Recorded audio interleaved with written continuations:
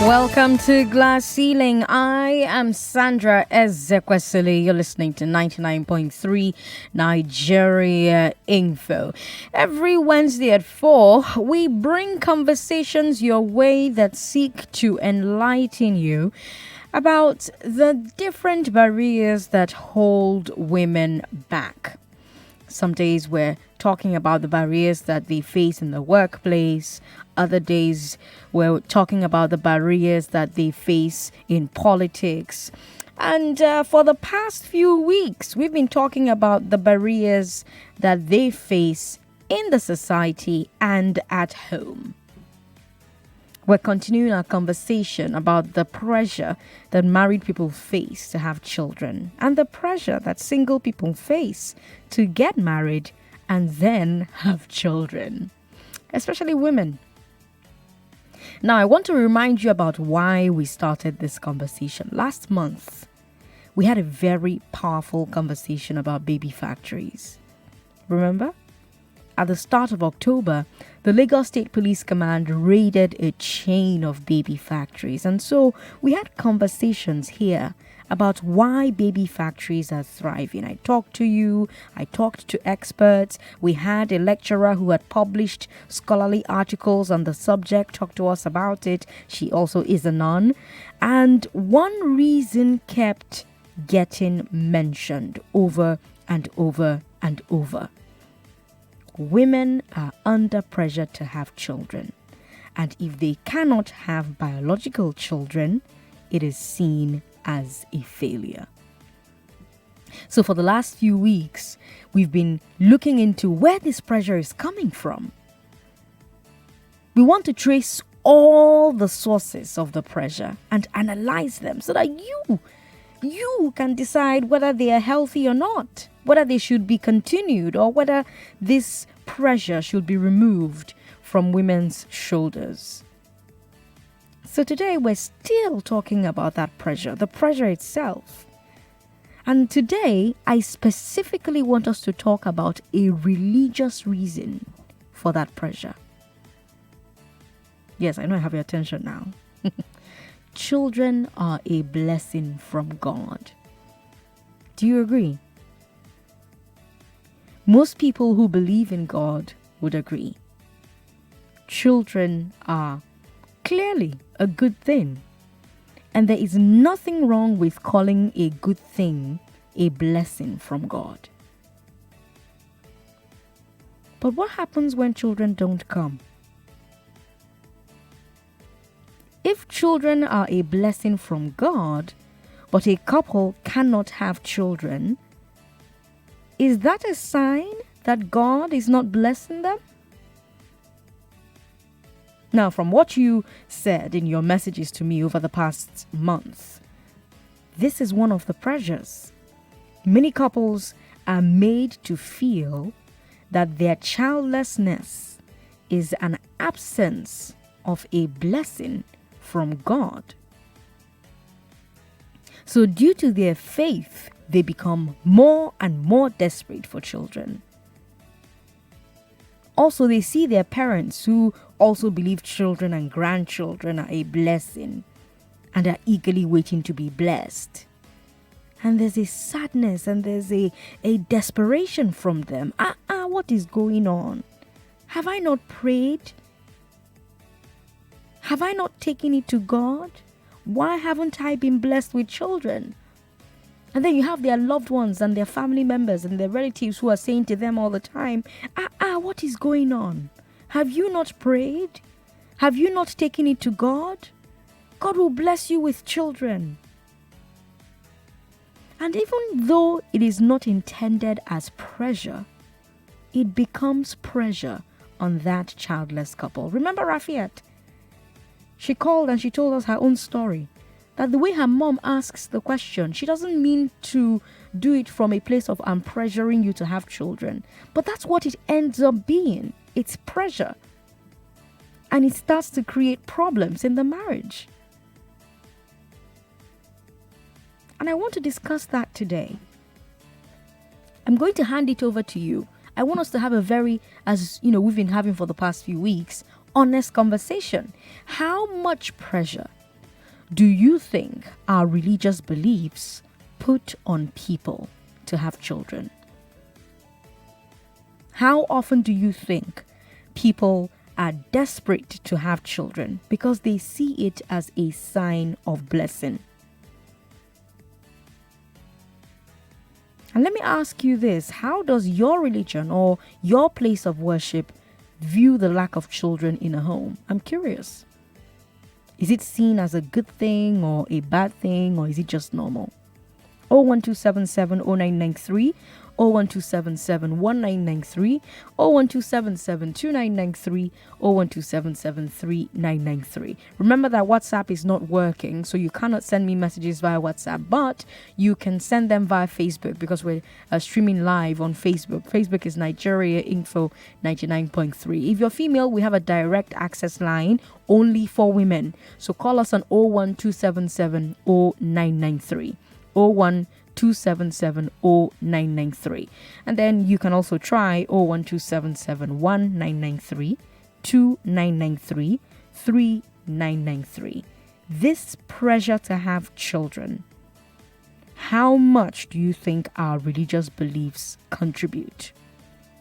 How often do you think people are desperate to have children because they see it as a sign of blessing? How does your religion or your place of worship, how does it view the lack of children in a home?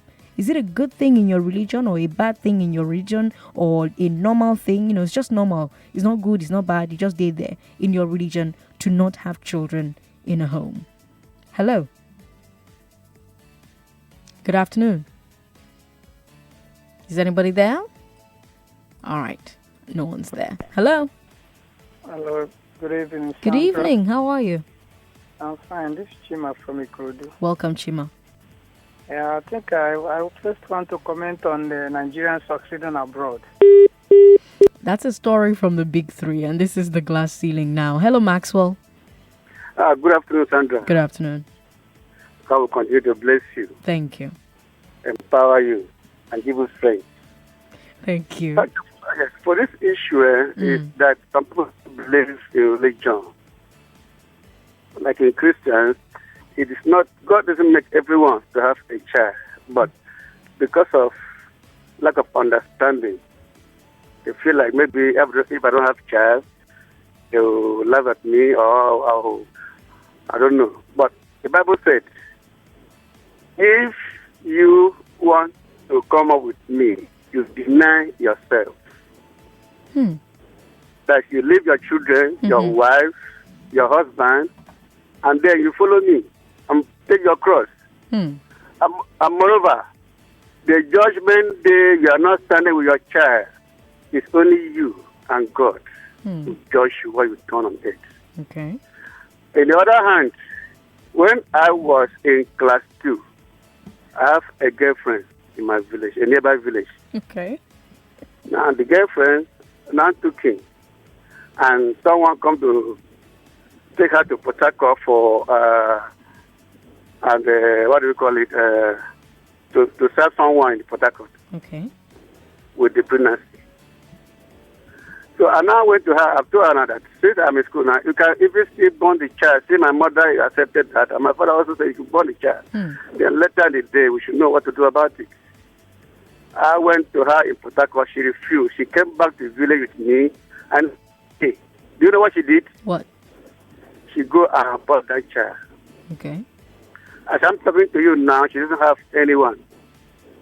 She married from someone that working in Chevron, to the extent that guy work with her, they go around here and there, spending money, this and that, but I'm the only one that know about all those things. When I go to Port Harcourt, she'll be crying. I said, what are you crying? She said, you have to tell me one thing about that. After that, at the end of it, that man died. He now went to, got a very beautiful girl. He went to marry another guy working in Shell. The same condition. You understand me? Some people keep themselves that way. They will think that maybe a man that will marry them will think that maybe there's something for the family, my mother, my father, witchcraft, and so on. Some women, some men take all this thing in their hands. Do you understand me? I'm trying to see how the points that you're making ties into the conversation we're having. But thank you so much, Maxwell, for calling into the show and telling us that very interesting story. But I don't see how that point you made marries to the pressure that women and men feel to have children after they marry. Abraham, oh, that's unfortunate. Call us back if you can, Abraham. Hello? Okay. Hello? Hello, can you hear me? Oh, you're male. You're calling our female only line. Call us back on a line that is for you.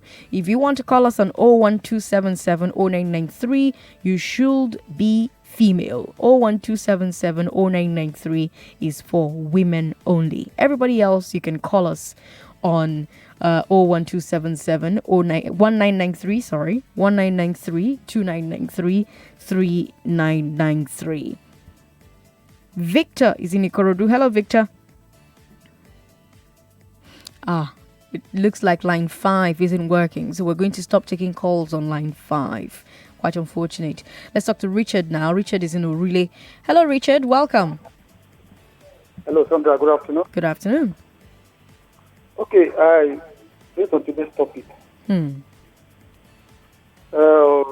law of procreation, every man and woman is our right of giving birth to a child. Richard, call us back when you've turned your radio off. Again, the question is, how much pressure do you think our religious beliefs put on people to have children? How often do you think people are desperate to have children because they see it as a sign of blessing?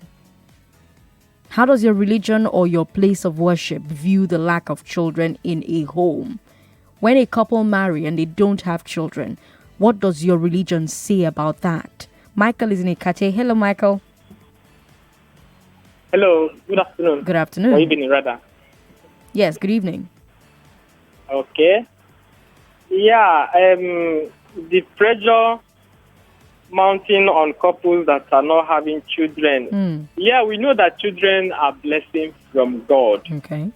God wants us to have children. But when you get married and you are finding it very difficult to have children, I don't see it as a taboo. I don't see it as, a bad thing.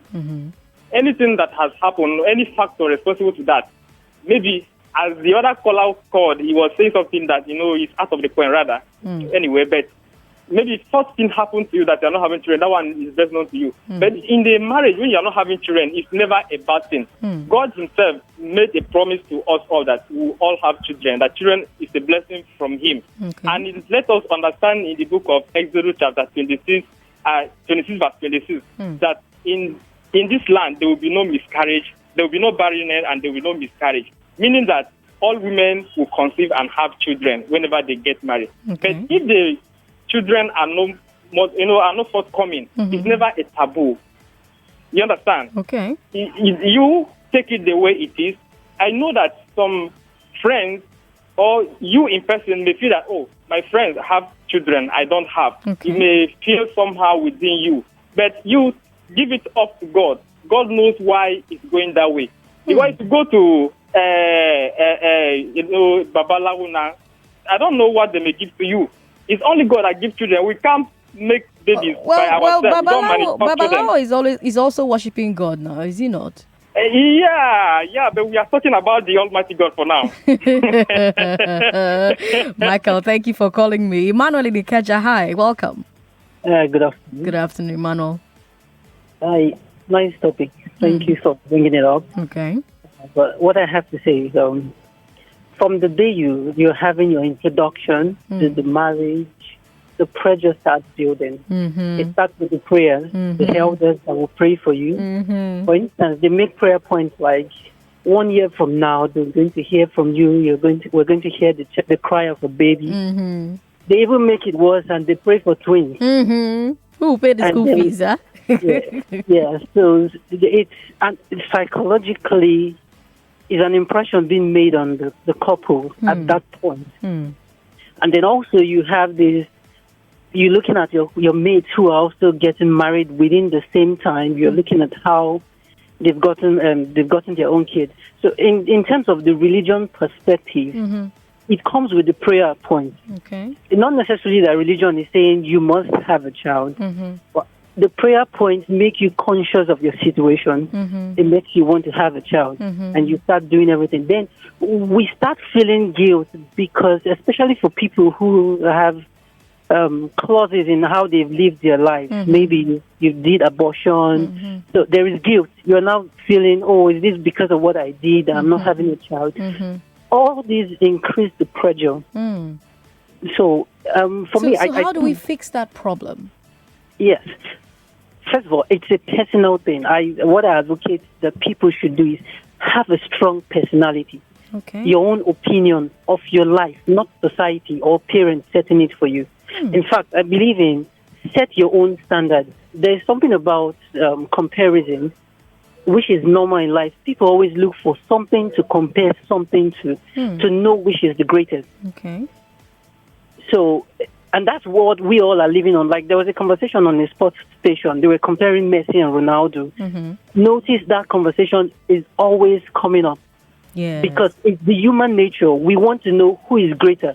So in every of our lives, somebody is busy comparing us, trying to know who is greater between us and the next person. So it's up to us not to allow ourselves to be subject to that comparison. It's difficult. So I would say it's a mental. Yes, it is, and I think that's the problem we go through as human beings. The mental strength.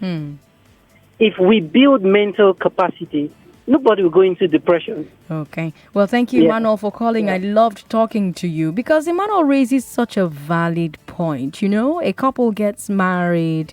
We're all happy for them.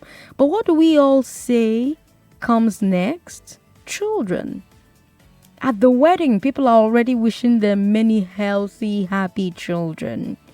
In churches and in mosques, we're taught that children are a blessing from God. Our traditions, our cultures teach us that children are a sign that the ancestors are happy. As a society, we see having children as an accomplishment. When a couple has children, their family members celebrate. Their parents have become grandparents. And this is also an accomplishment for them. In their eyes and in the eyes of our society, it's an accomplishment for the grandparents who have just become grandparents. We have naming ceremonies, we have child dedication, we have omugwo if you're Igbo. We have all these things that are a source of joy. But in our society, having children is not just an accomplishment. It is also a milestone which everybody is expected to cross. So a woman's mother may ask her, all my friends have gone for Omugo. When will I come for my own? People count their grandchildren in the same way they count their children's degrees and their children's certificates. A lot of young people who have not gotten married or who are married but are not yet ready to have children, because there are people like that who they don't want to have children immediately they marry now. But the pressure starts to pile up and they say the expectations from their parents, it's too much. I've heard young women tell me that when they see incoming calls from their mothers, they are afraid of the conversation that they're about to have. They are afraid that the talk will reach the subject of marriage and children, and yet again, they'll be made to feel like they are disappointing their parents. I wonder if you have ever felt like that. Are you listening to this show and you feel like that? Are you currently experiencing that? Did you ever feel under pressure to have children for the sake of your parents or relatives? Not because you were ready, but because you wanted them to get off your back. Do you know anybody who is under that pressure? Chukwebuka is in Shomolu. Hello, Chukwebuka. Sandra, you know, I'm always trying to call you Ovi. It can be my middle name.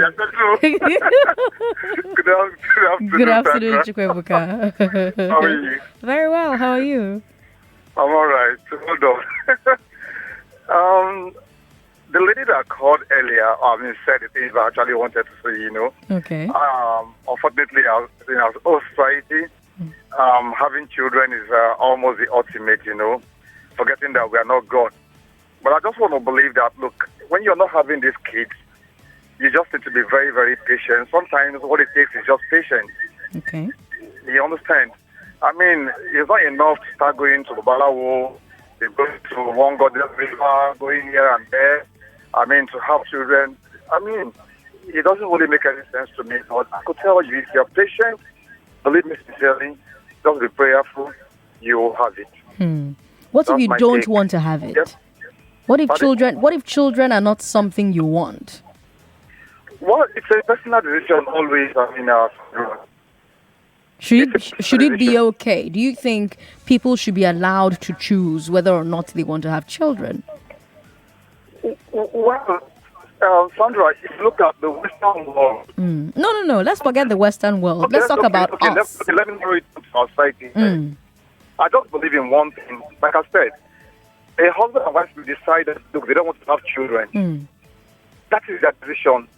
I know parents will come, pressure will come from others and all whatnot, but then it still remains their personal decision. Why do you feel like people feel like it's their right to pressure another person to have a child you will not contribute to bring up?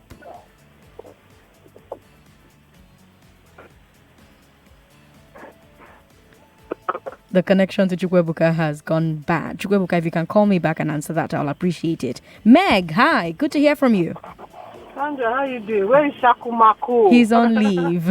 Okay. Yeah. Okay, quick one. You asked a question. What role does religious bodies have as regards to pressure on women and men to have children? And like an earlier caller said, from day one of marriage, the focus is procreation 9 months after.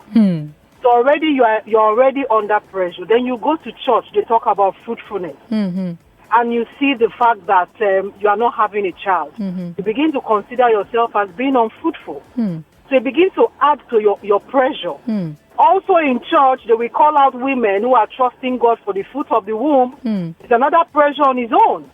So all of these things put pressure on the woman, most especially because in our society, we don't think men can have issues.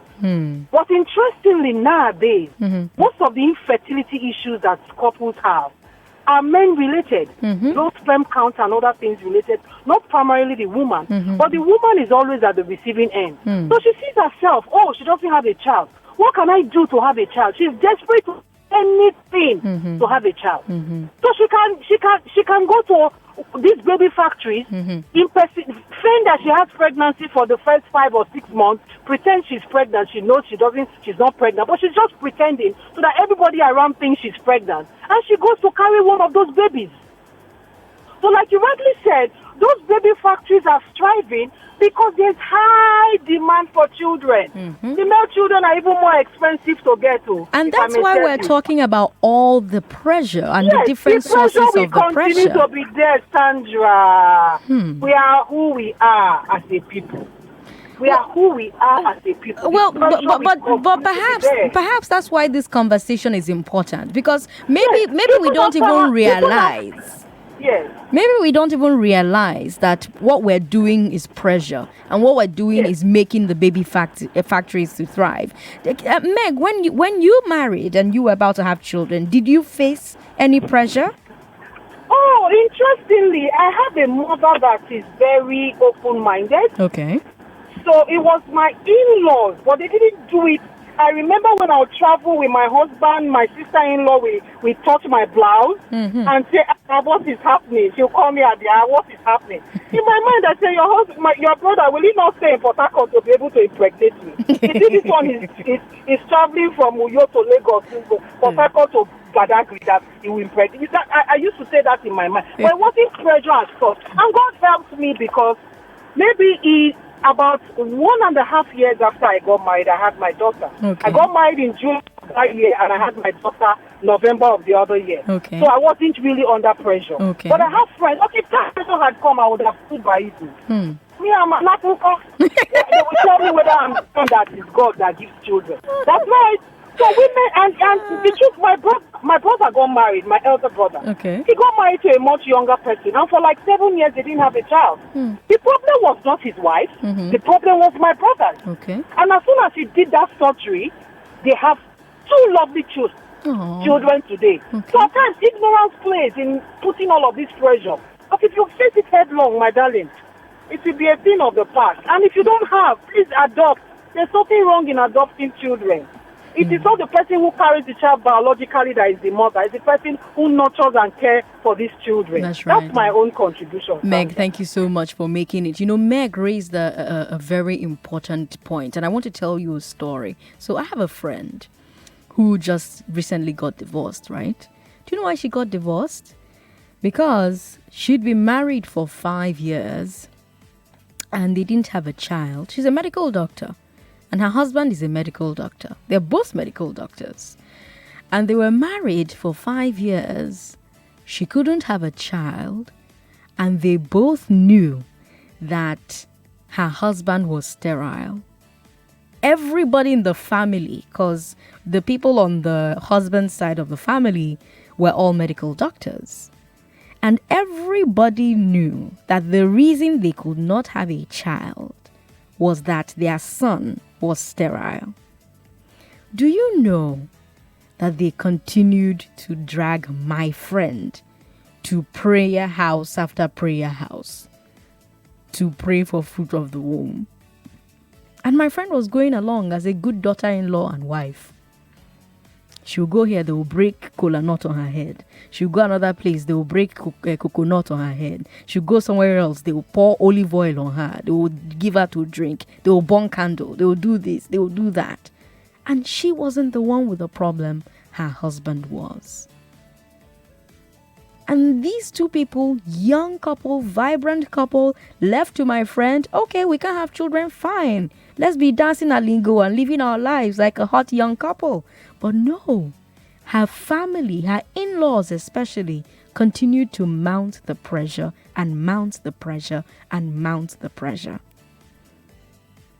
At some point, she told me that it was almost like they wanted her to go and get pregnant outside. It was the unsaid thing. It was the unsaid expectation. And she got tired of the emotional abuse and she left. And she's happier for it today. Why do we feel that we have to put that kind of pressure on 2 grown people, adults, who are able to decide for themselves what they want for their lives? Why do we, the outsiders, say to ourselves, now we sabi waiting good for these people past themselves? And then we continue to put it there and put it there and put it there. Why do we do that? What do you think parents need these grandchildren from? Why do you think they put so much pressure on their children, especially their daughters, to give them grandchildren? What can we do as a society? Because that's the most important part. It's not talking about it. What can we do as a society to reduce this particular kind of pressure?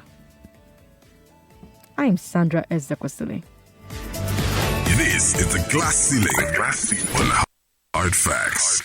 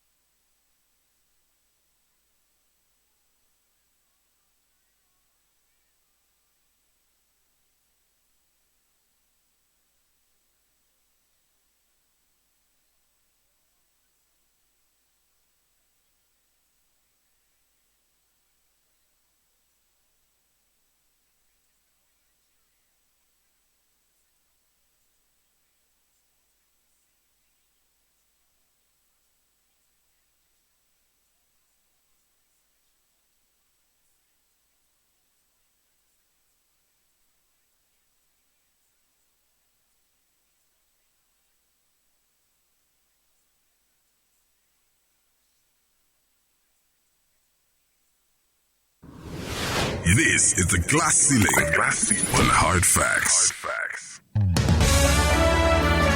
On the Glass Ceiling, we shine the torch on all the different barriers that hold women back in the workplace, in politics, in the society at home. And today, we're talking about the pressure to have children. Couples face it. Men and women face it. But it's worse for women.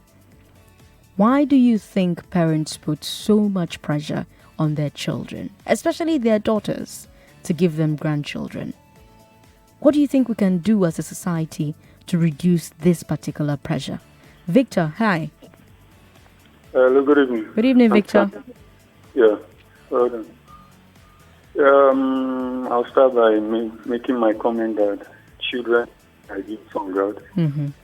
And God that brought men and women together knows the particular time and knows the reason why He brought them together, and He cannot leave them barren.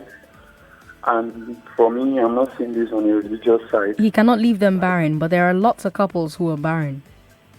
Yes, so okay, let's use a biblical example. No, let's not. Let's look at actual couples who do not have children. Okay, yeah. First of all, I'll say, as you made mention in the comments you gave before, that before couples go into marriage, they should medically seek advice. They should go for medical checkup. Okay. As you said, of the issue of your friend going to different prayer rooms, knowing that it was the fault from the husband. If a couple must go into marriage, they must first check their medical status to know whether they are fertile. But isn't that on the premise that the only reason they are getting married is to have children? I mean, yes. Should children be on your top on your top list yes. for why we're getting married? Hello? I can hear you, Victor. Yeah, children should be on the top list because God the reason why you're going together. How about people that don't believe in God? What then? That's their own belief. But me, I believe what the Bible says is that children, as far as the Bible says, children are gifts from God. God has brought both of them together. Knows that children is something that is most vital and necessary. Victor, do you have children? No, I'm still youth. Okay. So by the time you get married and you have children, and your children say they don't want to have children, what are you going to say as their father? Are you going to say to them, children are a gift from God, the Bible demands that you have children? Yes, I will tell them to, because... Don't you see that you're continuing the pressure? You're mounting pressure on them? Yes, I won't compulsorily make it something compulsory to them. God knows whether at the particular time they will give birth. If they are not able to give birth... No. Your children are now the ones who have said, whether God has said we'll give birth or not, we don't want children. We just want to be married. That's all. We don't want to have children. Well, may I say, because to my own argument, I would love them to have children. But if they say they don't want, it is their own concern. But as for me, presently, I would love them to have children. Yeah, but it's their life. Why do you want somebody else to have children? It's not you having the children. It's children you have had. Let me put this question back to you. Do you want your children to have children when you also give birth? I want them to do whatever they want to do. Okay, but to me, I will love It's them not to my have business, is my point, Victor. Okay. I'm their. All I am is their parent, and all that should matter is what they want to do. Yes, they have their own opinion. Everybody has their own choices. But to me, my own advice to them would have been, okay, if they are able to have children, let them have. If they are not able to have, then it's God's doing, and God knows best. All right, Victor. Thanks for calling me. Ronke is in Marina. Ronke, hi. Hi, Sandra. Good to have you on the show. Okay, so I would say it is the motive behind everything that you do. Okay. If the motive for you getting married and having kids is for a societal thing that, okay, let them say that I am married and I have children. I would say that is wrong, because you're not doing it for yourself. You're doing it because of what society expects of you. It's a nice thing to, get married, have kids afterwards. It's just a natural thing that everybody, expects. It just comes to our head. So, but now that we have people that, I'm married now, I'm trying to have kids, it's not coming and everything. Yes, you would feel bad if that is really what you want. But at the same time, you don't do it. You don't allow outsiders to pressurize you, because you're coming together with somebody. At the end of the day, you want to be happy. Whether you are married for 50 years and you have children, the aim is to be happy. Because you can have all these things and not be happy. Can I ask you something, Ronke? Yes? Now, imagine that when you have children, Ronke? Yeah, I have children. Okay. So imagine that you're raising your children and you're not raising them to marry or have children. You're just raising them to grow up and, as much as possible, seek self-actualization, whatever that means for them. And then imagine that every Ronke in the world raise their children not for, oh, you will marry someday and have children someday. Every Ronke in the world is raising their child to self-actualize. What's the best thing that you can be? What's the best way that you can be? Do you think we're still going to have this pressure that we have today, where people expect that at a certain age, if you don't marry, at a certain age, if you don't get children? Do you think that will still be happening? I don't think so. I wish it could be like that. Why wish it? Do you think it cannot be like that? It can't be, because if me and you decide that is what we want for our life, because one of my kids actually says she wants to be a reverend sister. Okay. So that means if she actually goes ahead and becomes a reverend sister, I am not going to have grandchildren. And I've taken it that way, that if that is how it is going to be, I do not want to pressure my kids into, no, you must be doctor. You must marry at 25. If you don't marry I had a friend that her mother told her that if by 23 you're not married, you leave the house. And the girl is still married up till now. We are 33 now, and she has not married. So what is going to happen now? Is she still in the house? Has she left the house? Oh, well, she has left. We're all grown up and everything, But, I just feel that parents and people and society should please just stop. Just calm down, huh? Stop it. A lot of people have things that are bothering them. Then you now come and start battering on them. That when have you? It happens to me too now. Okay.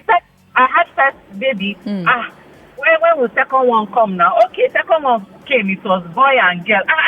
Okay, come and have another one now. Don't let there be. And I was like, I don't understand. What is wrong with you people? But you shall answer them. You went on to have the third one. No, yes, because I wanted to have the aunt. And it happened. Good. And it happened. If it did happen, really, I wasn't bothered, because the space between my children are really, really, everybody asks me like, why did you space your children like that? I said, it is when it came, it came. I cannot do magic. I'm not God, you get. So it's my mindset, It's my mindset, and it's the mindset of the kind of husband I have. There was no pressure. It wasn't my husband. I was like, I beg, when it comes, Jerry. When I tell him, I'm pregnant, I'm like, okay, thank God. And, you get people thinking about school fees. You get, so I don't know. All right, thanks for calling me, Ronke. Let me talk to Chooks in Aja. Chooks, hi. Hello, how are you? Very Sandra? well, how are you? I'm fine. In fact, it's a cross I don't wish in this part of the world people marry. Hello? Well, that's quite unfortunate, Chooks. On Facebook, we've got Ademi Amos who says, Sandra, majority of the religious organizations misquote the holy books. If we listen to our religious leaders, we should try and understand the holy books for ourselves.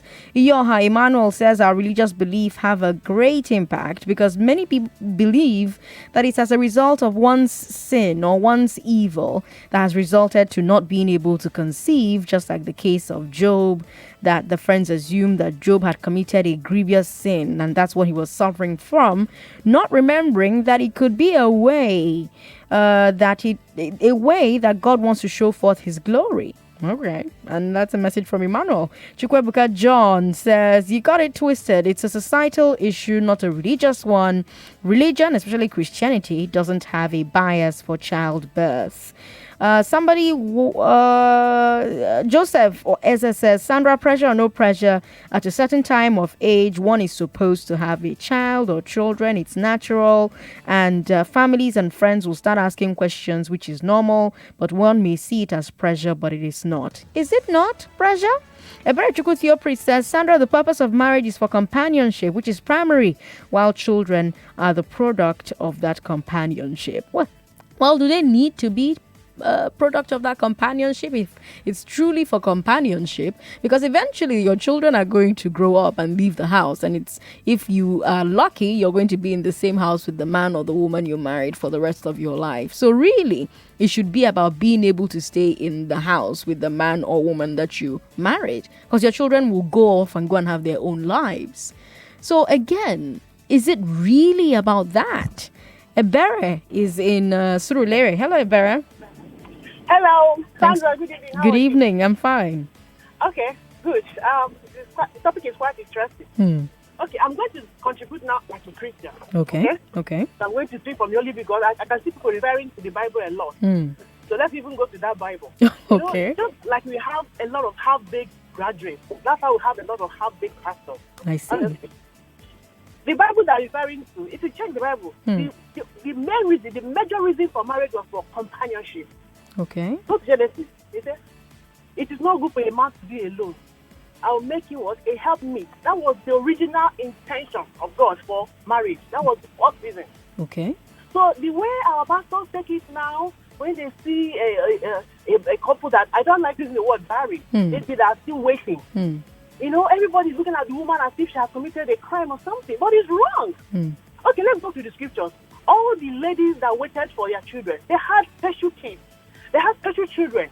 Samuel, John the Baptist, and the rest of them. Sometimes somebody decide to delay because it's actually waiting for a certain time for a child to be born. But the pastors are not seeing it that way. You see them pressurizing the woman, saying all manner of things, and I blame the husband for that. How can you allow another man, a man like you, to be giving your wife pressure because he's a pastor? And he's not even doing his job well. Are you sure those couples are emotionally ready for the children you want them to have? Some of them are not even ready financially. So it's because you have a lot of half-baked pastors that don't know their job. Your job is to be a spiritual head, to guide them spiritually, not to be pressurizing them to have faith. It's wrong. It's not your duty. It's your duty to bring them up, to make sure that they're living in peace. Some couples have children, but they're not even living in peace. And they're raising vagabonds. And you are happy about that. Look at the society. Look at the children they are raising. Vagabonds. The man is drinking in the beer parlor. The wife is busy looking for money. And children are being... And that kind of children that God will be happy to give you. So sometimes you say God is... the children are blessing from God. Not all children, no. God wants you to be together first, so they can raise godly children. That is God's intention. For couples to love each other, to be good friends first. So that when the children come, they will raise godly children. God is after godly children, not after any kind of child. So if you take Malachi, he said, I hate divorce.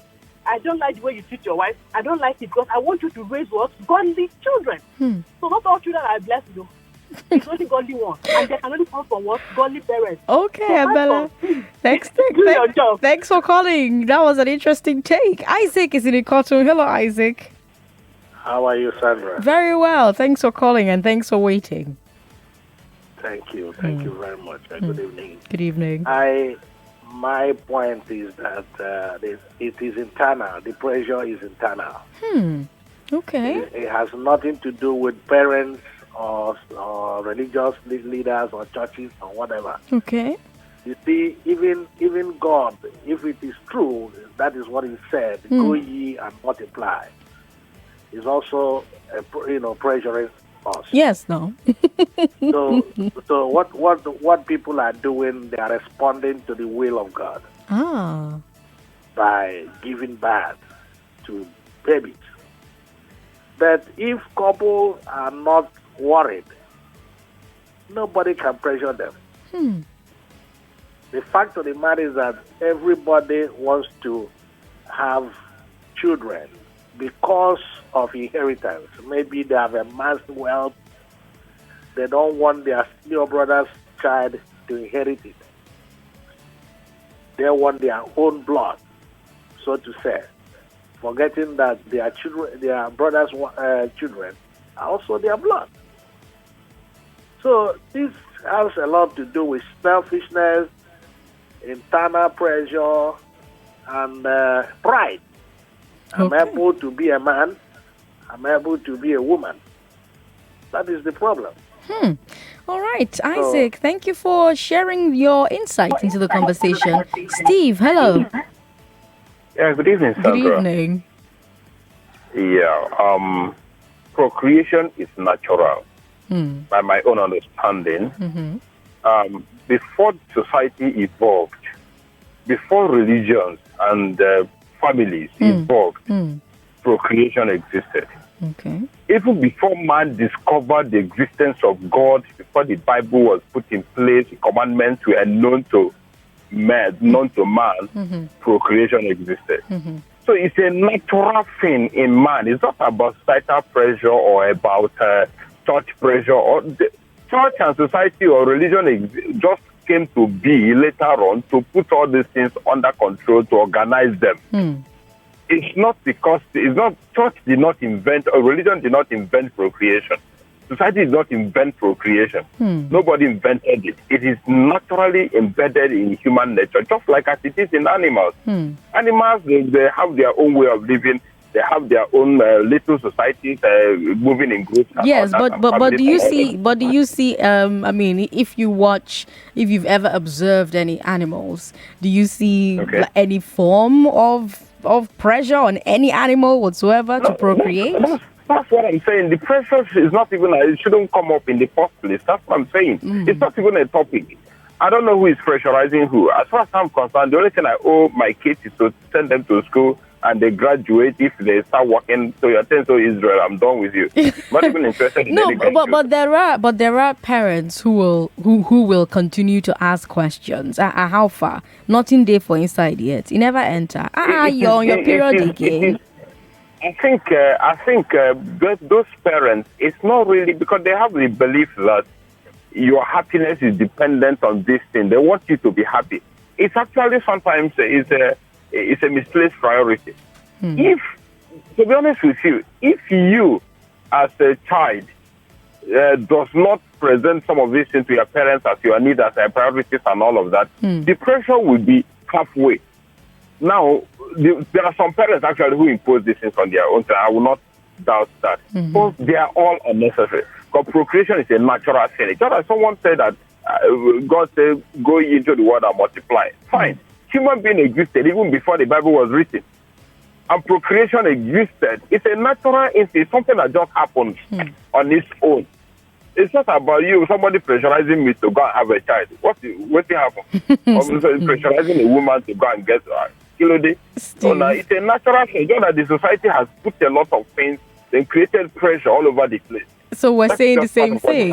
Thank you for calling me, Steve. Chooks, unfortunately, we're out of time, so I cannot take your call. I'm terribly, terribly sorry. Someone on Facebook is asking me, Sandra, what's the ideal? What should we do with couples who do not have children? I think that what we should do with couples who do not have children is mind our business.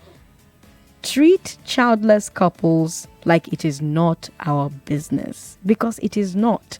Whether you are the mother of the wife or the mother of the husband or the sister of the wife or the sister of the husband or you're her best friend or you're like whatever relationship you share with the couple, it is not your business. We're not the ones to raise the children for them. We're not the ones to feed them. We're not the ones to clothe them. We're not the ones to provide shelter. We're not going to pay for their education. We're not going to discipline them. We're not going to worry about them day after day. So how is it our business? The next time, as a mom, I know you love your daughter so much. You want her to be happy. Oh my God. As a father, I want my, fathers usually don't even care, to be honest. It's usually the mothers that are the problem. But let's say you're a father who cares and you want your daughter to be happy. Oh my God. Think about this. In the day-to-day of that child's life, you will not be involved. How is it your business? You also do not know what they are going through in private. We don't know whether it is a sensitive subject for them. So why should we bring it up to them? As their mom, as their dad, as their friend, why should it be you bringing it up to them? Do we know whether they are grieving because they cannot have children? You don't know what the doctors have told them. Do we know whether they're going through multiple miscarriages? Do we know whether they want a kid but have chosen not to because they cannot afford it? Because you know that there are people like that, right? There are people who have said, we want kids, but school fees, worry economy, things costs.